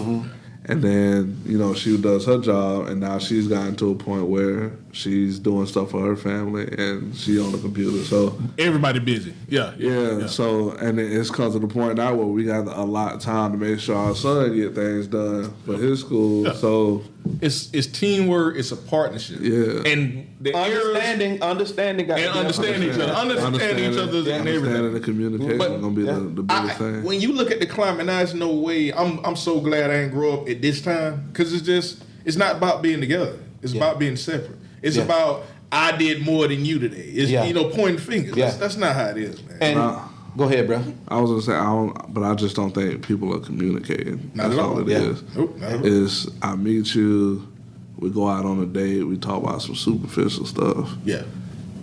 Oh, I like you off of the superficial stuff. Let's be together, and then you find out that this nigga don't like to clean. She don't know how to cook. You cannot have a family. Y'all cannot have a family. Neither one of y'all know how to do what you're supposed to do. No. Like, he want to take 3 days off his job every week. All that type of stuff. And then now y'all bumping heads instead of figuring out, you know, how to communicate and work together. Or you got people that just overlook the red flags. Like, you got standards set up and then you just like overlook your standards. True. So, brother, let me tell you something. I'm talking about that didn't bite me. That damn destroyed. You get the arm off. I'm talking about, man, that damn near destroyed me. Let me tell you something. Listening to my friends, man, you too hard, man. You know, you need to give somebody the benefit of the doubt. And I took that. I said, okay. Well, I went into a relationship. And I'm talking about, man, these were burning red flags. I'm talking about, man, these flags was on fire. You hear me? I looked past it. I'm giving the person the benefit of the doubt. And what I realized was, this wasn't me. This was my friend's thoughts that was in my head telling me to give somebody the benefit of the damn doubt and overlooking them damn red flags. Yeah. Exactly what you just said, bro. And it damn near took me out of here, bro. I was, man, anyway. Yeah. Let's get back to something pleasant. Let's get back to something pleasant, man. You got to the point now to where you want to teach kids about Photoshop, things like that. Yeah. And you got a class coming up. Yeah. So class starts on June 10th. It's only $100 to take it. Teaching people the basics of Photoshop. You can get started with learning the interface, learning how to edit photos, add text, all that stuff, how to export your files, all that good stuff, $100. And you get my free little ebook that comes with it, which pretty much reiterates all of that stuff in the class, and then it gives you some tools and stuff to help you at the end of the ebook with some places you can get free images, or if you get paid images, you can get where you can get fonts and stuff from, all that good stuff. So yeah. Somebody interested in how they get in contact with you, good brother? So all you got to do is follow me on Instagram at Debryne.graphics. So it's at DEBRY.graphics. Okay. And you say it's a week-long class? Week-long class, 5 days. Oh, okay. Yeah. That's exactly what's up. What's the hours? It'll be 2 hours a day. I have 2 different time slots set up because I had someone approach me because they work overnight. So we got a 10 to 12 class, and then we have a 6 to 8. So any one of those, I'm only signing up 10 people a week. Want to keep it, small, intimate. That way people can get the information that they want to get from it. We have time to read, go over stuff that we already talked about, that type of thing. So, ask questions. Yeah. So I'm excited about it. It's my first time teaching, so it's gonna be, y'all got to give me a little learning curve. But hey, I promise you, I'm knowledgeable about what it is I'm talking about, and you're gonna walk away learning how to maneuver in this program. Right. I'm asking this question out of order, so Harold, we might have to, do a little editing magic or whatever. But what is something that you're passionate about outside of graphic design? So, y'all heard of the little Funko Pops? Yeah. What is it? Funko Pops? Yeah. Funko Pops? Yeah. Never heard of it. Like the action figures is in the box. Yeah, with the little big heads. Big Yeah. So I collect them. Okay. I started during the pandemic. So I got 100. I got 107 right now. So load it up. Who are you collecting? Is it a certain, you know what I mean? So my collection is nostalgia based. 90s based, ain't it? Well, just nostalgia. Okay. So anything that I liked watching, playing as a kid, that's what I'm collecting. So games, anime, all that. I'm a big Power Ranger person. Okay. So I got 2 sets of Power Rangers, and I got 2 from the first movie they did. Mighty Morphin. Yeah. Okay. So I went to Collecticon in Orlando this past weekend. Okay. So I got to meet Billy and Kimberly. That's what's up. Got Okay. them to sign the Pops. So back in November, I met Austin St. John. He was the first Red Ranger. Okay. Jason. So yeah. Okay, that's what's up. Got to Okay. meet Jason. He signed 3 of them. Rest in peace to Tommy. Tommy gone. Yeah. So and that's what made me want to start, because I wanted to meet him. Okay. That's my favorite Ranger. The boy. Yeah. Which one? Tommy. He was the Tommy, green and he was white the Ranger. Green and White Ranger. Oh, okay. I was about to ask you that. Okay. OG. So he actually started making me like my name, because I ain't like my name. I ain't like Kevin. I ain't like my last name. I don't know. Maybe it has something to do with when they call you to be the line leader. I was like in the middle of the thing. So, but yeah, he was my favorite Ranger. And then we was locked in the house in the pandemic. Yeah. Wasn't nobody going to GameStop, so I went to GameStop. And they had them on sale for $4. Grab them. So I was buying them. I was like, oh, they got the Power Ranger. Let me get these 2. And it was Jason and the Yellow Ranger. Okay. So, and then I got I think she passed too. Yeah. Yeah. I got Carmen Sandiego. Oh, that's throwback real. Yeah. Okay. I got All Real Monsters. I remember that. That's old too. I got the Banana Splits. Oh, I don't know if you ever seen Cartoon Network back in the day, and they used to show the clips of the amusement park, and the little dudes in the costumes used to run around. It was like a dog, an elephant, and I vaguely remember that. But it wasn't a show though, was it? It wasn't a show. It was just like in between the show. Right. They would just be running around the amusement park. Okay, playing around. So, and my dad is from Youngstown. And he said they used to go to that amusement park. That's dope. Okay. So he remembered them. So I got Scuba Steve from Big Daddy. I got I got some from Harry Potter. I got some from I got a couple of Marvel superheroes. I got like a few Black Panthers. Also, do you watch anime? A little bit. Any animes you got with your pup? I've been watching My Hero Academia. Okay. I rock with that That's one. my little You girl ever got favorite into one. Demon Slayer? Nah, I never got into Demon Oh Slayer. man, you got to get into. But Demon Slayer. I was watching the live action on Netflix. Okay. Just to like, because I feel like I was so late getting in the game with the anime because all of them got about 1,000 episodes. Yeah. You gotta Like- watch that Demon Slayer, man. Like Yeah, I've been, the live action made me want to watch One Piece. Okay. Me too. One, I think One Piece was gonna be real good. Yeah.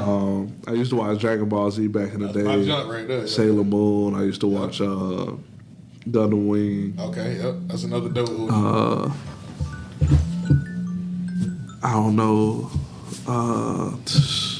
Some of my students got me wanting to watch Jujutsu. Kaizen. That's been the newest one. Yeah, everybody love that. Yeah. They got me wanting to watch that, and then I got what is it? Naruto, Bleach. Yeah, Naruto. My wife been watching Bleach. Okay. She was always into Bleach, so she done That's what's watched. up. She done watched all of Bleach. I think. I like Bleach too. It was Attack on Titan. That's another popular one. Yeah. Oh yeah. Somebody want me to watch that. So Oh, that one dope. yeah, it's a few of them. It's a few of them I want to watch. I say I have watched. A lot of people don't really consider it anime, but I've been watching Pokemon. Okay. Pokemon, yeah. Pokemon and Yu-Gi-Oh! Growing up, I used to watch them. Yeah, so and I think what got me back into Pokemon was working at the school. I was a custodian first, and we used to. The first year I was there, we was throwing out all of the old stuff because they was getting new furniture, and Pokemon cards falling out of the desk. Boy, we need to take them So from I'm people. like, so I'm like, I can't throw the Pokemon cards. No. Especially when you find out like the Charizard going for like $1 million right now. Yeah, the OG cards. Yeah, so I'm like, man, I can't throw away the Pokemon cards. So I just collected them, put them on my desk, and I'm looking, I'm like, I got my own money. I could buy Pokemon cards. Yeah. So I had bought some Pokemon cards. So I got like a good little stack Okay. of So you into the Comic Cons and all that type of stuff? yeah. So back to Tommy. So like watching Instagram during the pandemic, came across his page and was like, oh, they go to the cons. And Yeah. people just be so happy to see him. And, Yeah. getting stuff signed, so I was like, yeah, I got to do that. I gotta do so, it. Yeah, okay. Yeah, and then it was at a time where I was like, I'm not really living life. Okay. Just working, coming home, sleeping, working, go. Yeah. So I was like, you know what, I'm gonna do some traveling, go out, and came across this page. I was like, I'm gonna go to these That's what's up. events, get some of these pop sides, Yeah. and I have some talking pieces. So geared up. I think the first one I was trying to go to was one in Atlanta, and I think he was gonna be there. Okay. And then I ended up not going, and then he passed, Right after that, dang. and so I was like, damn, Yeah. I ain't gonna ever meet him now. Yeah. But now his daughters are going around. Right. Okay, that's dope. And That's they dope. signing people's stuff, for him, and it's dope. I've been wanting to go to one of the cons or whatever. I haven't, but I still want to go to one. Check this one out now. You into cosplay? I want to get into it. Who would you dress up? Who would you cosplay? So this summer I'm trying to get back into Okay. shape. Yeah, Okay. yeah. A few- Tone it up a little bit. So the first person I'm gonna dress as is Bishop. Oh, okay, yeah, that'll be dope. Yeah, That's the that'll be first dope. person. I got that on my mind is Bishop. Gotta be. Yeah. Okay. Yeah. Yeah, that'll be dope. Your wife into cosplay? Nah. Oh, okay, okay. She'd be a Bleach character if she did. Yeah, probably, yeah. So, and then, but them cons, man, it's an experience. Yeah. I'm gonna have to check it out. My dog was telling me that Aunt. We had our first one here. Yeah, did you? I was about to I didn't ask get you to go that. there. Yeah. Was it good? I didn't get to go. It was good. Okay. Like I said, Jason was there. Came here too? Yeah, okay. they had Flash Gordon. Old Flash, okay. They had a few ladies that do anime. The lady that does Nurse Joy. Okay. She did My Valentine from Yu-Gi-Oh. Okay, nah, that's dope. Had a chick that did Goten. She was here. Okay. Dang. You had the dude that made the animatronics for Ninja Turtles and dinosaurs. So I had a dinosaur pop. The Baby Sinclair one, and he signed that for me. That's good, yeah. And then you had some people that are like professional cosplayers. You had like booths where people sell cars and stuff. But it's Tallahassee, so it's not as big as huge. the one I went to in Orlando. So we went down there. We got there an hour early thinking, we were going to do something. 3 hours early, what you needed. Yeah. Man, we got there. We had to walk across the convention, and it's a big-ass convention center. Okay. We had to walk across the convention center, and the convention center probably bigger than this block. Had to walk across the convention center, down the escalator, see the line, like the width of the damn convention center almost. Damn. So we jumped in line. This is an hour before, so we was in line maybe 45 minutes for it to move, maybe a total of 40 feet. Damn. And then we finally, they starting to let people in. We get in there. There's so many people in there because you had Billy and Kimberly. You had Chuck Norris. Oh, Chuck came. You had the lady that does the voice for Ash Ketchum. That's dope. Dang. Guy that does the voice for Goku. Okay. Guy that does the voice for Monkey D. Luffy. Okay. Yeah. One Piece. Did the voice for Mario. Dang. You had a bunch of like some artists. big hitters, man. Yeah, Great. you did. Yeah. So, and then you had a bunch of booths with people selling Pokemon cards, sports cards, Funko Pops, like all this novelty, like anime stuff. So it was huge, and like we was only in there for 2 hours, and we were standing in line for those 2 hours. Oh, damn. Like we was in line to see the Blue Ranger for like 45 minutes to an hour. We was in line for the Pink Ranger like 45 minutes to an hour. After that, we was trying to get in Chuck Norris line. They ain't know where it started. Great. That's a long line. You don't know where They it had started. no idea where it started. And this is VIP and the regular line. So the VIP line, like, they're wrapped around like 2 booths, and it was no telling where the regular line started. So we just left. Yeah. Dopest cosplay outfit you seen, and where was it at? Dopest one. I haven't been to but 2. So we had the one we just went to. We had a guy dressed up as the Green Ranger. Okay. So like full costume, helmet, Everything. Now that's what's up. So, and then here somebody was dressed up as Sweet Tooth. Sweet. I like Sweet Tooth. That's Who was that? Twisted Metal. Oh, Big okay. clown with the flaming head. Oh yeah. So that was that dope. guy. Yeah, that was dope. Oh, okay. Well, that's what's up. How do you feel about AI? I knew that was coming. You knew that one was coming? I knew that was coming. You know what I mean? Especially with the type of work that we all do. We all working in an area to where, creativity is important. And now, man, somebody can design or they could edit and all this stuff as a professional, especially like what we do. Somebody go on CapCut. You understand what I'm saying? You got access to all the different types of, what do they call it? Templates and things like that. So how do you feel about AI in general? I use AI as a tool. Okay. So I think it's funny because when everybody started using it, I forget the designer that shared it, but it had all the other designers just laughing, and it was like we don't have anything to worry about with AI because if they can't explain to us what they want, how can they explain it to AI and know that this is what they want? Okay. So, like, common thing I hear from artists or whoever is when I design something is make it pop. But what does make it pop mean? Yeah. Like, do you want it to blow up? Like,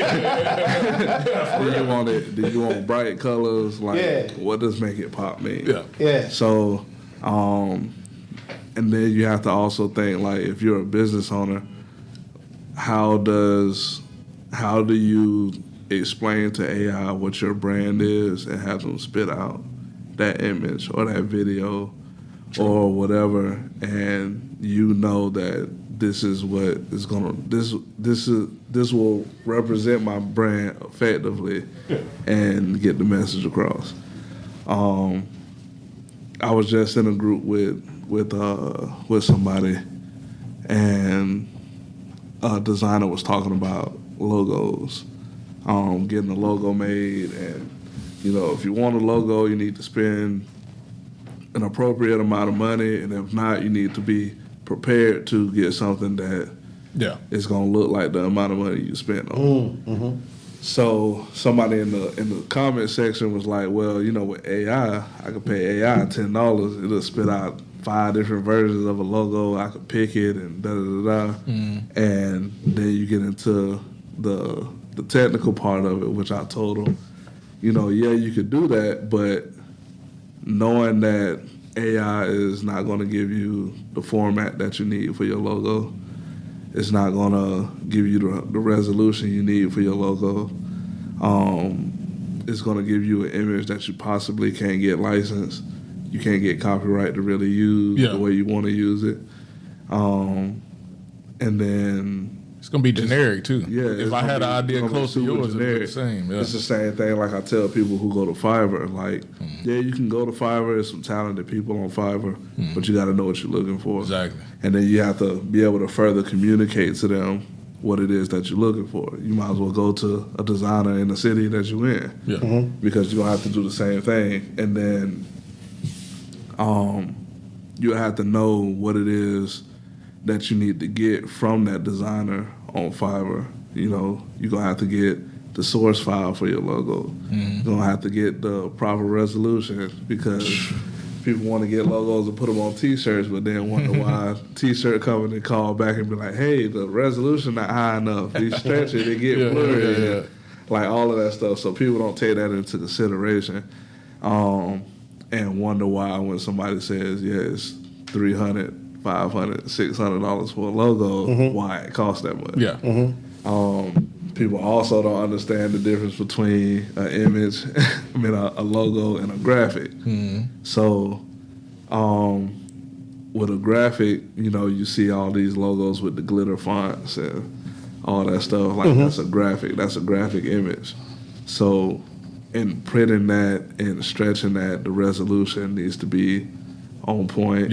And all of that stuff in order for you to do that. And then even if you're producing it depending on the type of media, if it's a website, a TV screen, a T-shirt, you got to have the right resolution for it so that all of the details show up. And then even in doing that, if you're printing on the T-shirt, y'all know, like, the more colors you got in the logo, it's going to cost you. Oh, yeah. Right. The more detail, the detail may not translate into being printed or embroidered on a T-shirt. So you got to keep all of that stuff in mind. That's what's up. Now, you mentioned source file. Yeah. What is that? What you talking about?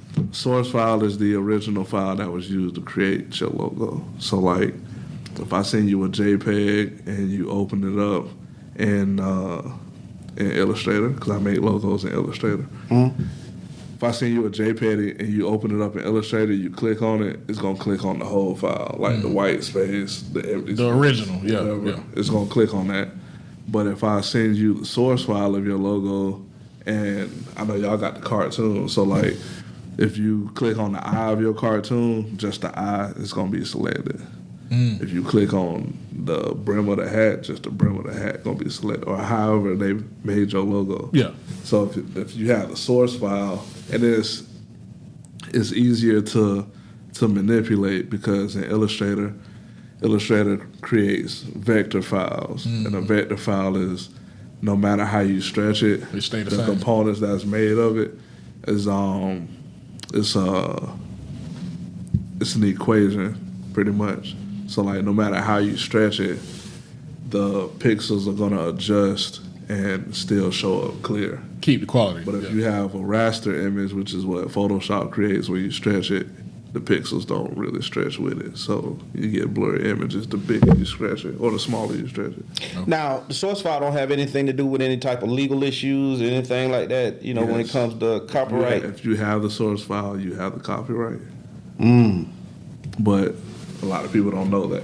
So someone was just talking to us about that. With music, yeah, with music. So when you say you come to me and get a logo, I say, hey, all right, I'm gonna give you this JPEG. Now you take it to go get copyrighted. Now say something happens down the road and say I just don't like you. I wake up one day and I just don't like you. Man, I hate you. And I take you have a lot of company that with and you. I take it and I take you to court and I'll be like, he can't use this logo. He ain't got the copyrights to use it. And you be like, well, this is the date I copyrighted it. And I'd be like, well, I got the source file that was created before that date you copyrighted. Yeah. Technically, I would win in court. Yep. You got the original. Yeah, so, you got the original. When you get you sue him for money and all that other stuff too? You probably can't sue him for money. Well, I mean, it depends on if you want to seek damages for they using my image without. That's so crazy. Yeah, that'd be crazy. People do that. Yeah. People do that. So that's like when I was first getting into graphic design. It was like about 2012, 13 something.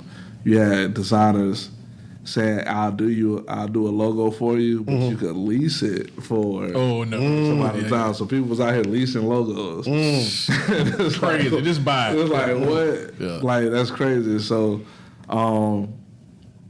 when you asking for somebody to do your logo, you always ask for the source file or the original file that they made it in. Like, some people can make them in Photoshop, but most people that make logos make them in Illustrator. Okay. Damn, that's what's up, man. Yeah, man, you go wind up in court and, you done somebody wrong. That's when you need to grow you another set of eyes in the back of your head. It's like the same thing with photos, too. So, like, asking a photographer for the raw files and they look at you crazy, it's because those raw files is like the copyright. It's like the source file of the image. So if you know better, you better ask for that. Yeah. And no matter how he look at you. Right. So it's yours, and if the photographer has sense, he won't get mad at you. He'll just be like, all right, well, for me to give you the raw image, it's going to cost this much. Because, again, he giving up his exclusive rights to those photos. Yeah, he can't do nothing else with it. Which makes sense. Why would that be an issue? Now, if I come and I pay you your fee, you know what I mean, and I want everything, you know what I mean? He can't. Why would you want to keep something? Like if I'm in a photographer, I'm doing a photo shoot. Because if I want to get new clients and I want to show them, he can't advertise the work. I can't advertise the work. But you could get that access for me. I could give you that, right? You could, but to just limit that headache, I get you to sign a release form. So I'm gonna give you copies of the images that I edited, but I still get to do with whatever I want to do with it to make money. Yeah. So, which usually comes down to just like advertising. Yeah. And so to build your portfolio. Yeah. You know something that I've noticed here since me and my man been walking down this trail. There's really nobody talking about contracts, paperwork. Yeah. We tend to want to do a lot of things off the strength of our word. When your word ain't no damn good. You understand what I'm saying? Or your word is shaky at best. You know, now when you start, like you were just talking about the photographer, You know what I mean? Joker look at you funny when you go to talk about paperwork, but hey, look here, man, if we expecting to make money, yeah. You get what I'm saying? So that's like, I know if, like most times I bring up, just because of my client base, if I bring up a contract, they're going to look weird, feel like they're jumping through hoops, they don't want to work. Yeah. So, which I could just be like, all right, well, fine, I ain't got to work with you. True. But I like what I do, so, and I like for people to feel comfortable. So I don't bring up a contract, but if you bring up a contract, I'll be like, all right, I can draw one up. Yeah. I'll just draw it up. So, I mean, I get it. I get it, but then that's why you got stuff like people running out on half-done logos and or people not paying when they need to pay, or people not having stuff done on time, and all that stuff. So I get it. So you don't mind working both ways. You'll work off the strength, or Yeah. you know what I mean, or it don't matter if somebody. But the reason why I wanted to ask you about AI, and you spoke about that source file, is just a lot of people just don't understand how important the source file is. Yeah. Graphic design and music. But you have a lot of people that's in studios. You have a lot of people that's getting things printed and created, and they don't understand about the business aspect of having that source file. Just like I found out, like with music, when you record, get your song done, you don't get that session, like the studio on that session. We were just talking about We were just talking to Richard Burns about that. Yeah, and you gotta get Gotta have that file. get the session from them. So I mean, and it should be you should be willing. I ain't gonna say to pay whatever, but you should be willing to at least expect to pay something. Yeah. To get your source material from somebody. Yeah. If you want to have complete control over it. True. But if I pay your studio time fee and I say, hey, look at all the work that we do, I want you to use this right here, this flash drive. And when I leave, I want that flash drive. Yeah, they're going to give you the flash drive. Yeah. So when it comes to that the source file should be on the flash drive, right? Yeah. But it's gonna be a higher price for that. Yeah. No, but why would it be a higher price? Because you brought me the idea, but I still had to create it with my equipment and all the other stuff. Because now, again, like he was saying, you can't make money off of it once you take it. Because if I say this, I just give you the source file, right? Right. Because I know producers who have this capability. I give you the source file. They can go through your like you take it to your producer. They can go to the source file, take my drawing patterns off of it, repackage them and sell them, and then make money off of my drawing patterns. Yeah. Or they can take the effects that I've used on your voice, figure out where I got this stuff from. Take it. Yeah. Take my business that I've been creating. It's like little nuances and stuff like that. That it's your cookbook. When it come to it's your whole cookbook. They can take source files. So if I made the beat, wrote the lyrics, add everything, I just wanted to go to your studio, just like record and have it mixed. You know what I mean? Yeah. Just all the levels mixed to perfection. But I've done all of this. Well, see, if you're coming to them with the source file, they would never have it. You would just have to tell them, all right, take that off your computer. Okay. So you saying if they making the beats and they, you know what I mean, all that other good stuff, that they should have a portion of. Yeah. Okay. I mean, I would think so. Because they did real work. Yeah, they did some real work. And if you want the file, if you want the complete file, you got to pay for it. Yeah. That's what's up. Like I said, like the same thing with the source file for me. Like if I give you a logo and then I just hand over the source file, but I incorporate that in my fee.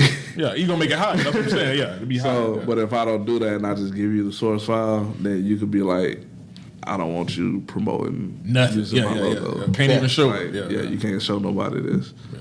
So that's what's up. And like I know a designer who did the OVO logo. I know a designer who I want to say created logos for like different podcasts and stuff. And like what's stopping them from being like, nah, you can't tell nobody you did my logo. Yeah. For real. Which all it helped me with business, and we already like designers already face people like not tagging people and showing them that they did the work. Not showing love, man. Yeah. So like artists post album covers and won't tag the designer. Give you no credit. Give you no credit. Yeah. Somebody wants some artwork. Somebody wants some graphic design. How they get in contact with you? So again, follow me on Instagram, Debryne.graphics. It's DEBRYNE.graphics.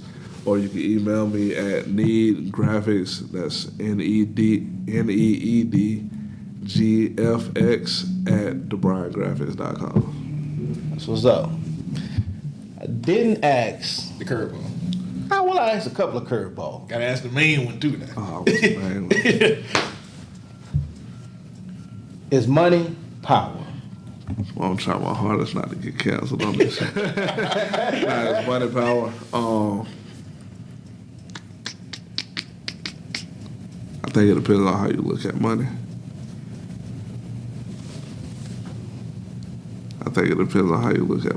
A lot of people would say, yeah, money is power. Mm-hmm. We're finding out now that money is indeed not power. And why you say that?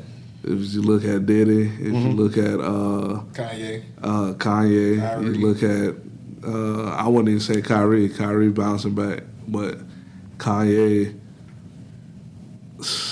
I think the only reason he's literally relevant right now, well, I won't say literally relevant, I would say the only reason he's continuing to make money right now is because he owns his brand and he can sell it for how much you want to. That's good. Yeah. And he's selling everything for $20. Okay. So you're gonna always be sold out every time. Yeah. every time. Which if he would have had the opportunity to do this earlier in his career, we probably would have a different Kanye. But that's true. I think money definitely offers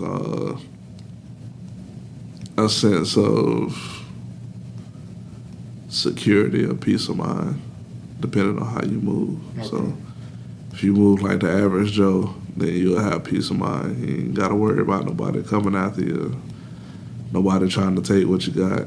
But you can live comfortably, do what you want to do without consequence. Well, most stuff, legal stuff, without consequence. And I think that's, like, if it were up to me, that's what I would want, is to just be able to treat the people around me good, make sure they all right, and definitely set up for the future. So that's it. That's what's up. Yeah. Is Diddy going to prison? Diddy definitely going to prison. He's definitely going to prison. He's going under the prison. Yeah. Oh, yeah? Yeah. I'm talking about for what? Man, assault. It's only that video. That they video. Dropped everything. Yeah, they ain't charged for that video. They dropped it. Yeah, they ain't charged for that video. I think it could add to the validity of the other stuff. Yeah. Mm-hmm. So whether, because the statute of limitation probably going for that. Yeah, video. I think it was. Yeah. So, but it only further solidifies like what who he is and stuff. Yeah. Yeah. And it's going to be hard to find. It probably won't be hard. I was going to say it'll be hard to find somebody who hasn't been paying attention to the media for this to get on a jury. Yeah. So, but image bad. Yeah. But I think once you put that video out there, it was just public knowledge. So I think you could use that in a trial. Yeah. Mm-hmm. Yeah. Once you put that in there, it'll sway the mind. It's quick. Yeah. Because I don't think they formally charged him with anything. They haven't. They haven't. Yeah. They haven't. But I think they doing the same thing they was doing with Trump, is building up a case, taking their time, taking their time so that it's bulletproof, and once they lay it down, it's a wrap. Yeah. You got anything else here? No, I don't, man. If you can, pull your plaque up, man. Let people see what you got, man. They see it in certain angles, but man, he doing some real work, man. Oh yeah, and doing some real work out there. Yeah, you want some cover art for your album covers. You know, you need any type of graphic design. This is the man to holler at right here. This is the real deal, certified gold. You understand what I'm talking about? Yes, sir. And the platinum will maybe coming soon, so we don't know. We're going to see. That's what's up. That's exactly what's up. Yeah. KG, brother, Blessings today, tomorrow, and forever, good brother. Thanks for taking the time to sit down. Appreciate that. Oh, yeah. Appreciate you, man. Appreciate it. Till the next time, everybody, y'all live right, play fair. Holla at us. When life switched to sports mode, hold it in the road. When you get so mad you can explode, hold it in the road. Bro, just stay focused on your goal. Don't let them crack the mold. The finish line straight ahead, bro. Hold it in the road. Bullets with a badge, or never get a pass. We can see straight through your mask. You made a glass, homie. Just think before you do the dash, cause it might be your last. Lay you in that grass, face down. You shoulda put your hands up. I promise you the Retta got them handcuffs. Look, we need to change our recreation. Let's focus on some education. How about let's fight for our reparations? How about let's teach our next generation? Big Bad Harold, Mr. Gray Fox. Let's give them motivation. When life switched to sports mode, hold it in the road. When you get so mad you can explode, hold it in the road. Bro, just stay focused on your goal. Don't let them crack the mold. The finish line straight ahead, bro. Hold it in the road. When life switched to sports mode, hold it in the road. When you get so mad you can explode, hold it in the road. Bro, just stay focused on your goal. Don't let them crack the mold. The finish line straight ahead, bro.